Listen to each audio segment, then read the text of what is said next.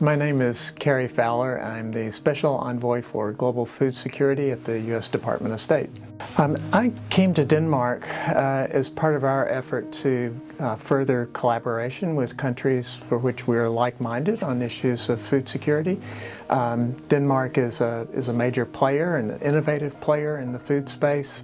We think we share some common values and interest in promoting food security around the world, particularly in developing countries, particularly around issues of sustainability, of having an environment-friendly agriculture, of having an agriculture that addresses inequality, and having agriculture that suits the needs for women and children in particular. There's a really strong connection between climate change, the climate crisis, if you will, and food insecurity. We know that going back hundreds of years, there's a high correlation between years that we experience abnormal heat or heat for a long period of time, droughts in some instances, and food insecurity. So looking forward, we're looking at climates that in some places in the world never before existed in the history of agriculture. This is going to provide a series of enormous challenges to human society and to agriculture and to our crops in particular. So one of the things that we have to be working on, and we can't solve this problem, by the way, in the individual country, it's why we have to work together, is to work on crop adaptation of agricultural systems to the different kinds of climates that are coming and that are frankly already here and that are already creating food production problems across the world. In the United States, about a year ago, we launched an initiative with the African Union and with the Food and Agriculture Organization of the United Nations, which we called the Vision for Adapted Crops and Soils.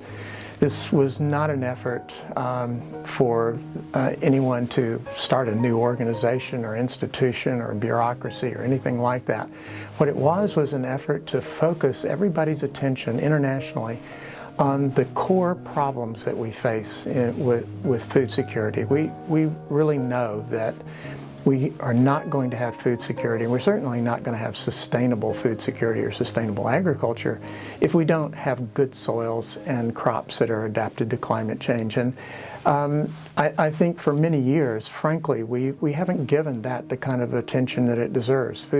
Food systems are really complicated, and there are people doing good work all and up and down the food chain, if you will, from producing good new varieties for farmers to plant, all the way to processing and distribution of foods. But the core issues are we have to get the fundamentals right. We have to get good fertile soils and good adapted crops, and this is nowhere more important than in Africa, where we have tremendous nutrition and food security problems, and yet we probably have the biggest opportunities because Africa is a continent with hundreds of traditional and indigenous crops that have really never been developed, haven't ever reached their full potential. So we think in the United States that by working together with others and focusing attention on these crops and helping Africans build up the fertility of their soil, that we can help lay the foundation for food security there.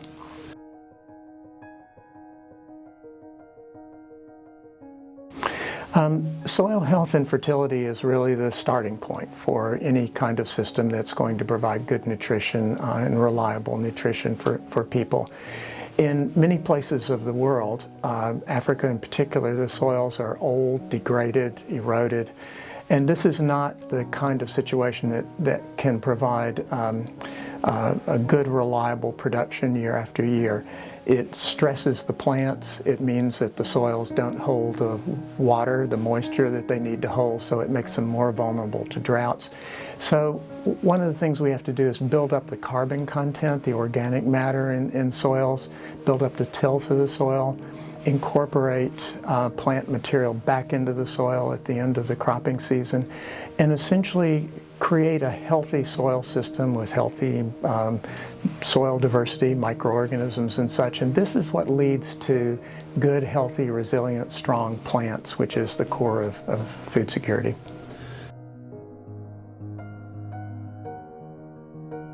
Well, The big reason I guess I've come to Denmark is that I think that the Danish people, the governments, the institutions here, the private sector, do really have a role to play. And I think that they are, in a sense, already playing part of that role, and they're already, I believe, thinking the way we are, that we have to solve the fundamental systemic problems that face food security in the world. So I'm hoping that by coming here, I can talk to them, get ideas from them, hear what, in more detail what they're doing, and look for ways that we can collaborate together. Certainly, Denmark is famous for having met the UN goals of providing, in fact, even more than 0.7% of gross national income for development assistance. They're to be praised, lauded, admired for that. But I also think that Denmark has a strong voice in international affairs, and so we're hoping to encourage and work with Denmark, collaborate with Denmark to raise that voice up and to prioritize these really fundamental issues facing food security.